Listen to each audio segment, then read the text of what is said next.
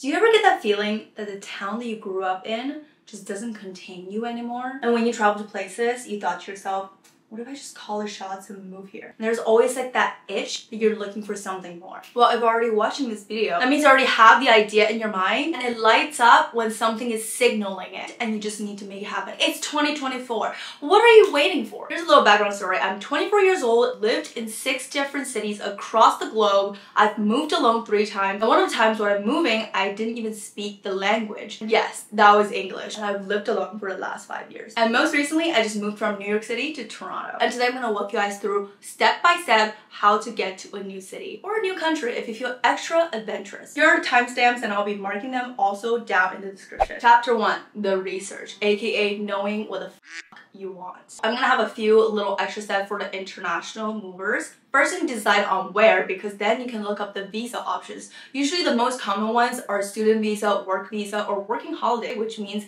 you're kind of half on vacation and half working. And then you can start estimating the application process and how much it takes you to prepare for the visa and all the materials. Once you have your international paperwork ready, let's talk. Step 1 is choosing the neighborhood of the city you've decided on. And start thinking about your own list of characteristics and standards of that neighborhood that you want to do. For example, do you want to live somewhere that has a lot of young professionals? Or do you want somewhere that's super quiet and family oriented? What about the safety of that neighborhood and social life? Narrow down your neighborhood research to 3 options and then start looking at your set of standards to see which one fits you the best. Step 2, apartment renting. Now that you know your neighborhood of choice, then you need to think about where in the neighborhood you want to rent. Go look for the most well-known and used renting websites locally. I say this to save you from the extra potential inconveniences you're gonna encounter if you go on some sus websites and you're so new to the city and you're probably gonna be so stressed. So please, just follow what has been established very formally in the city and how they rent. Every decision you make, you want to save yourself from future frustrations, from future something that might go wrong, you know, because that's the last thing you want to have. A bunch of little things start hitting each other like a traffic jam. Next is to think your renting budget. You need to set a number that has like a buffer zone. I can stretch for $2,500, but it will be ideal if it's $2,000 because you never know about the city situation. When I moved to Toronto, people are betting on apartments and then people are going to raise up the price and you just have to be prepared for it. And next, layouts. Do you want a studio? Do you want a 1-bedroom? Do you want a loft? And here are some extra ones you want to think about. For example, high floors, washer and dryer unit, balcony, exposure. The last thing you want is probably north because you don't really get a lot of sunlight. It's always like your back is facing the sun. Obviously, east is when the sun is rising, so you get most of the sunlight, but you're probably still sleeping. And south is that you get all day long sunlight. And then west, you get a pretty sunset here and there. And that's why I recommend south or west exposure because environment is very important. And when you're in a new city alone, like when I moved to Toronto, I literally don't know anybody. I don't know a soul. So imagine I'm just in a dark north-facing apartment. But again, these are just some cherry on top. It's not like a necessity, but I'm just highlighting these little small things that you might not think about to save you from future frustrations. Now you know your needs and wants within the apartment. Let's think about the outside. Around your apartment, whatever the rental property is,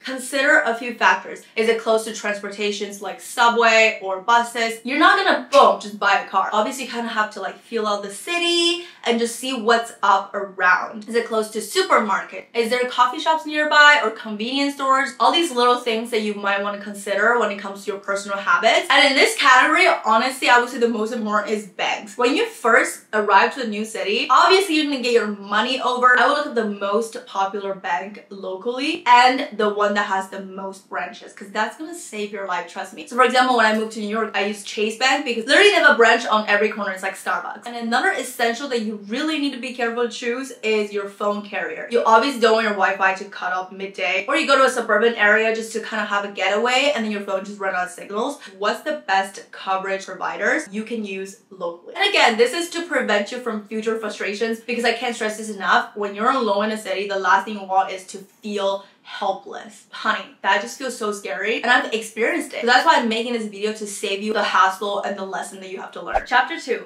the preparation. Number 1 is the how. Think about moving options. Do you want to use moving companies or do you want to put your stuff in a U-Haul van and drive it yourself? Shipping container services like U-Haul or U-Pack that you pack your own stuff in the container and they'll just ship it to the location you want them to. Number 2, the finalization. You have to figure out where, how, and what you want about your neighborhood and apartments. apartments. Now that you're prepared to actually take the action, contact a few local rental broker and start getting the conversation going. Brokers will ask you the date that you want to move in, your budget, what are you looking for the apartment, all these kind of things, which we've already figured out in the get-go. Now you can just be like, there you go. Another thing the brokers would tell you is what kind of paperwork you need in order to rent apartments in that local city. Chapter 3, the move. Honestly, talking to you guys about it already makes me so excited. I'm just like foreseeing it for you. Now that things are slowly to get solidified, step 1 is to prepare your paperwork. Usually are a few like credit report, your bank statement to prove that you can pay for the apartment, your government ID or your visa. Step 2 is decluttering and packing. This is probably one of my favorite steps because you get to re-announce to the world who you are and you get to re-identify yourself with the things that you want to keep and the things you want to throw away or donate or sell, because you get to recurate everything around you, every single element. When it comes to packing, start with areas by category. So for example, your kitchen, your bedroom, your office, packing things in a box by category so that you wouldn't be digging for one thing in 10 boxes just trying to find it. And you start with the things you haven't been using for a while and then slowly narrow it down to like your daily use and leave a few pots and pans, some makeup items, some clothes that you want to wear for the last few days before you move. And when it comes to boxes, I have my favorite organization system. I would usually get medium, large, and extra large boxes. I would number them by their size and number. So for example, if I got 5 medium boxes, I would name them M1 to M5. And large boxes, I would name them L1 to L3, XL1, XL2. So when I pack stuff, I can start a new box and give it a number and I'll write down M1 includes kitchen stuff, pots and pans, bowls and cups, all that stuff. So when you move in, you know where everything is in each boxes before you even open them. And another trick is to write a little bullet list on the flap of the box. So you can say L1 has long boots, sneakers, flip-flops, all that stuff. Moving out and moving in is very chaotic, and when you don't have your phone nearby you, you can just look at the flap of the box. I told you, that's my favorite step. I literally get so turned on by the thought of organizing. Step 3, the move out day. This step is also super exciting. Mind you, it might be a little stressful, which I highly suggest you don't move and fly on the same day. You obviously don't want to be super exhausted on your flight there to a new city. That's supposed to be your new beginning. That's supposed to be exciting. Your stuff is not going to arrive as quickly as you get your stuff shipped out a few days early, and then you can just fly to the new city with ease. And step 4, move-in day. Most likely you're gonna pick up your apartment keys before your stuff start actually coming into the apartment. So when you have that moment with this empty apartment for a little bit, number 1 of moving in is to set up your Wi-Fi. And that goes back to the last thing you want to have is to not be able to communicate with the outside world, just in case your phone doesn't have a good signal on certain high floors depending on the apartment. You might want to update your friends and family. You might want to order a takeout because you're so exhausted and hungry. So make sure you have your Wi-Fi ready. And then you want to have a big wipe down or deep clean of the apartment. You can do it yourself or you can call in cleaners. Usually I'll just go on TaskRabbit. And lastly, you want to start unpacking within the first few days. The more you procrastinate, the lazier you get and you're just not gonna open up all the boxes. And then you'll end up living in your new apartment in the new city at your new beginning with a bunch of boxes half open. That's just not a good vibe for a new beginning, right? Ride that wave of excitement that you're so looking forward to your new life. Just start decorating, start putting things into their places, and trust me, you're just gonna feel so ready and motivated in your new city. Chapter 4, after the move, we have a little bit left over to do to clean up the trails behind us. So you obviously want to unsubscribe to any of the services that doesn't really apply to you anymore because you're in a new city. Make sure to change your address with your bank, especially like your ID, driver's license, and utility kind of stuff, and enjoy and explore this new beginning. Now, I know your brain's probably still talking yourself out of this idea. But what if this or that? I miss my family, or I don't know anybody in the new city. What if it's not something that I imagined? What if it's hard for me to meet new people? All these what ifs is your brain designed to protect you and stay in the comfort zone, because your brain doesn't care about your dreams or how potential you're gonna be. Your brain biologically just wants you to stay safe. I'm sorry, it's 2024. Are you gonna still play safe? You know, if you play small, you stay small. So the decision is on you. But I'm just here to give you a few extra gems that might help boost you to take the actual action. So here are a few pros that I collected over the years that I feel like it is so worth it because I decided to move to a new city and just to Go say hello to my new version. One is how many international friends I get to meet and have. And it makes me feel a little bit at home everywhere. You feel well connected. You can ask questions if you're traveling to places that you might happen to have friends in. And that leads to number 2 is how much it opened up my mind, my eyes, and like my appetite. So that I can aim higher because I know what's above there now. Number 3 is how it trained me to be more capable and bulletproof every single time. You'll slowly be very good at handling unexpected situations and you won't even flinch when something comes at you. You're gonna be like, all right, I know how to deal with it. Number 4 is discovering different versions of myself. Sometimes when I move to a new city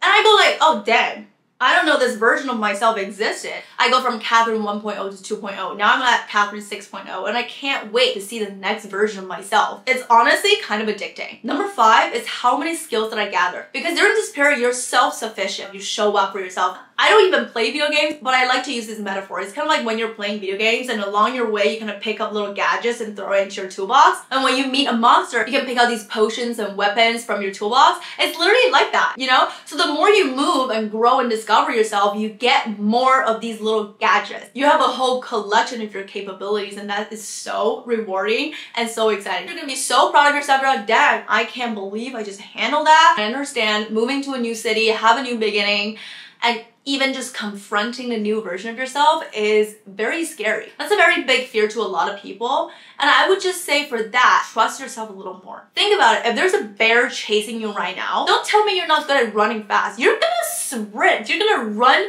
for the life of you because that is how growing up feels like. You literally thought you're not capable of doing that. But when the situation happens, you'll see how much potential and how capable you are already. That energy just stores in you. Trust in yourself that you can handle situations that you're not familiar with in your new beginning. Before you go, I have a few practical exercises to help you actually take the next step. Number 1 is ask yourself, have you ever thought about moving? Why? Do you want to get away from your toxic family? Do you want to reinvent yourself? And lastly, what are the best chances that things could happen? Dream about it. What are the best things that could happen if you actually did the move? Because worst case, you just move and you realize this is not for you, you move back.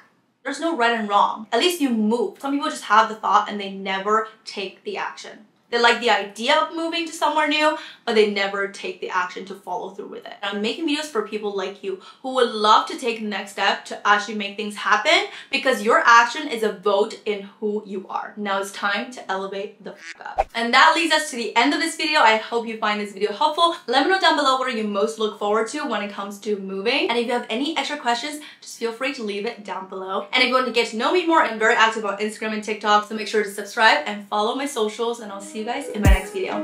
Bye.